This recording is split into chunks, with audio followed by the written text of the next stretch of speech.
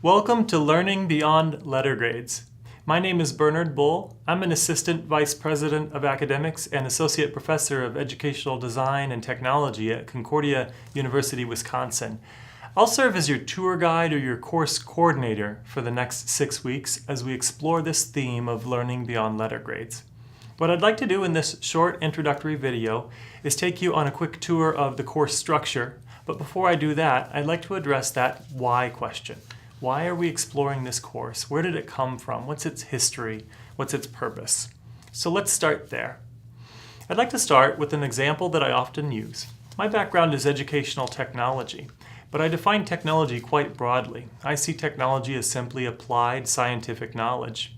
So a hammer could be a technology, a piece of paper, a pencil, a whiteboard, a computer, or, yes, even a letter grade system. And so I approach this topic a little bit differently.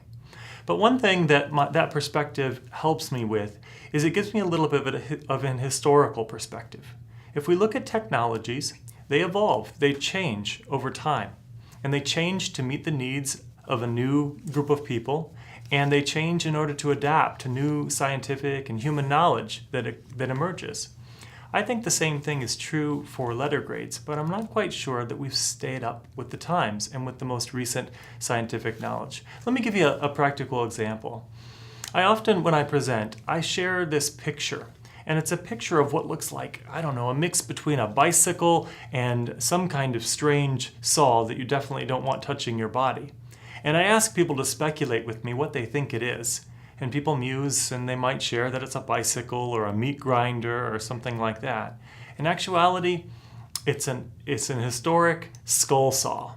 It was a cutting-edge technology of its time used to conduct brain surgery.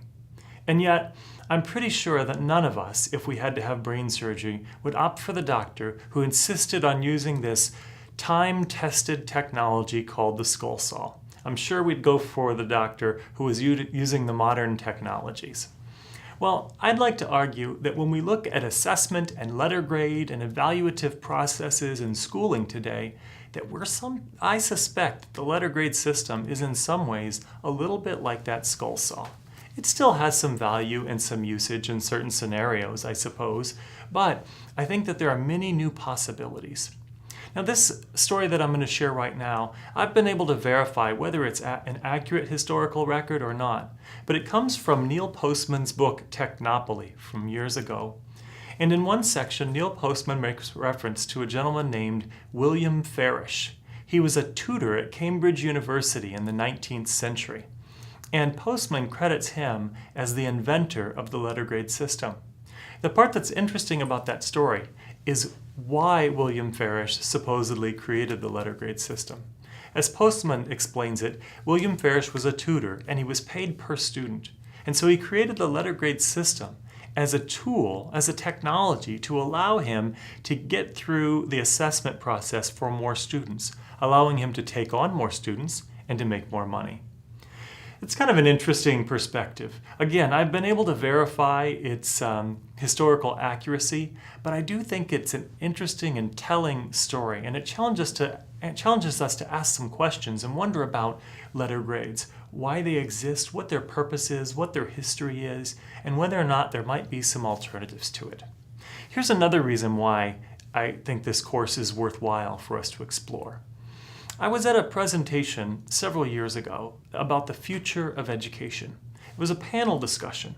There were some wonderfully provocative presenters who shared all sorts of new perspectives and possibilities for education. And near the end, there was a participant. It was actually a college student that was in the group. And she was a future high school teacher. And she asked the panel, she said, "I'm a future teacher, and the things that you're sharing are exciting and interesting to me. But I want to know, I want some action steps. What do I do next?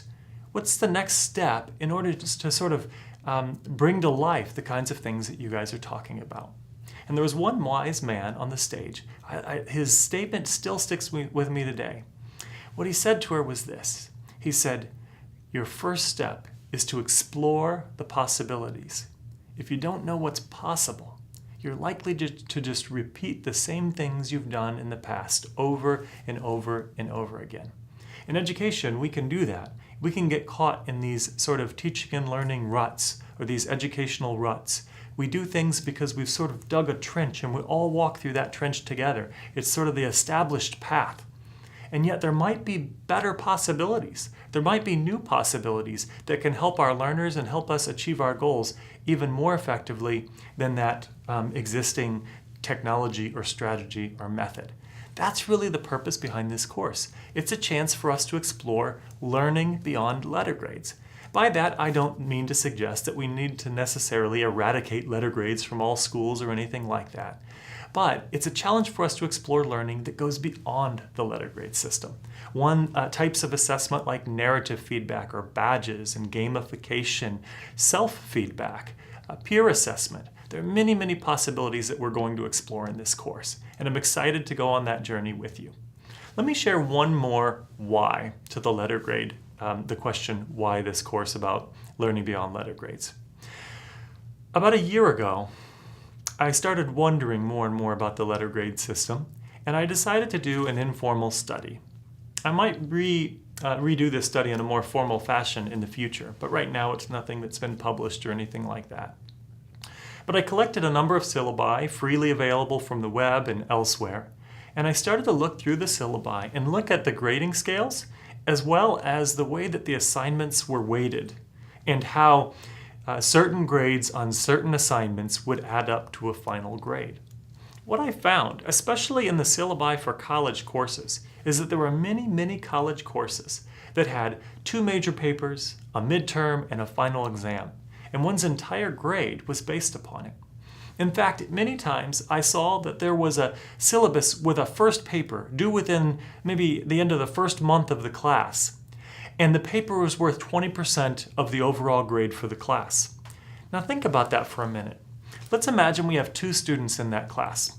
One student who has a lot of background knowledge about the subject in the course, and they're coming in with an advantage over some of the others. Another student who's very hardworking, very disciplined, very committed to learning and getting the most out of the class. But this person, she has no background knowledge in the course at all. Now in the first 4 weeks of the course, before that first paper is due, the student with the background knowledge has a huge advantage because that student doesn't necessarily have to study quite as much. They already have some of the knowledge necessary to be successful on that first paper. And so imagine the scenario where the student who works very hard but has no background knowledge completes the first paper and gets a C-. But the student who had the background knowledge doesn't work nearly as hard and maybe gets an A on the first paper. Now let's imagine that they progress through the course, and by the end of the course, both students have equal knowledge of the course content. And in fact, they both get the exact same grade, let's say a 92% or a 95% on the final exam. So at the end, both students may likely have nearly identical declarative knowledge or knowledge about the facts and the vocabulary and things like that in the course. And maybe they both equally meet the course objectives or outcomes, and yet their letter grades are different.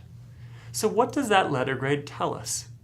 In this case, in the scenario I just gave you, the only thing the letter grade tells us is that one student had more background knowledge than the other, so they were able to get a higher grade earlier in the course. If you're like me, you probably notice that there are some problems with that. In fact, when you see that someone got an A or a B or a C in a class, it's not necessarily safe to assume that to get an A versus a B means that the A student knows more about the subject in the class or that they're more skilled with it. There are all sorts of issues that impact how one gets a letter grade. In fact, when I did that informal study of syllabi, I found that a number of instructors had percentages of the grade that were dedicated to participation in class or even attendance. In those cases, it might be possible to have 100% mastery of all the course objectives, but because you didn't talk as much as the student next to you, or because your attendance wasn't as good as the other, you got a lower grade. So we may have one student who has a higher level of knowledge than another student, but their grade is actually lower. That's another instance where the grade really doesn't tell us what the student has or hasn't learned. So that's another experience that I had that prompted me to think about this concept of learning beyond letter grades that we're going to explore together. If this topic interests you, I think you're going to find many, many interesting things to explore. So let me move on for a moment and tell you about how the course is structured. It's a very, very simple design. In fact, there are really two parts to it, maybe three, depending upon how you think about it. The first part is, each Tuesday of the week, we are going to have an optional live session that explores one or more topics related to the course. There'll be thematic discussions, and this will be a live session. In your course, there is a syllabus that has instructions on where to go and when to go in order to participate in those live sessions. Each live session will also be recorded so that you can watch it at a later date or a later time. You can share it with friends and colleagues as a discussion starter or a discussion piece. You can use it however you want. And then as a follow-up to those live sessions, we have a dedicated Google community, a group where we can gather and have our discussion. So most of our discussion won't actually happen in Canvas, in the learning management system. It's going to happen out on the web in our Google group or community, as well as we're going to use Twitter. For those of you that are Twitter users, if not, I encourage you to create a Twitter account and give it a try. In order to have conversations about what you're learning in the class on Twitter, simply use the hashtag BeyondLetterGrades. I have this information in the course in a written format as well, so you don't have to stop and write this down. It's all available to you in the course. So that's sort of the first part of the course, or the first strand of the course, the scheduled weekly activities for 6 weeks. The second part is self-paced. And this consists of a series of modules. Each module has a theme like peer assessment or narrative feedback or badges. And it's a self-directed module or learning activity. You can go into it whenever you want. You can do it in week 1, in week 2, in week 3. You can explore all the modules in week 1. You can just check out and come back in week 3 or 4. It's your schedule. You can do it when you want. And they're structured in order to earn a badge. So you can earn a badge that demonstrates your competence, your skill, your knowledge as it relates to that theme or topic. Some people actually use these badges for professional development, evidence of professional development for their employers or whatever they want. These are badges that you'll be able to share on your LinkedIn profile or other places on the web as well. And you will have to create a special login and so forth for that, but all those instructions will be included in the course. So basically, this second strand is a series of self-paced modules that allow you to earn competency badges. And that's pretty much the entire course. Now, the course is only open for 6 weeks, at least the course here in Canvas, which means that we'll only have people who are giving you feedback on your badges and the work to earn your badges during these 6 weeks. The course will be available, the content will be available after those 6 weeks, but there won't necessarily be anyone there to verify or to distribute badges. You can only earn badges within the 6-week period. With that said, that Google community and the Twitter hashtag, we can continue to use those as places to interact long after the course ends. But let's go ahead and get it started now. After watching this video, I encourage you to take some time, look around the course, get familiar, check out the Google community, the Twitter hashtag, and maybe even get started with your first badges. I look forward to learning along with you for the next 6 weeks and beyond. Thanks.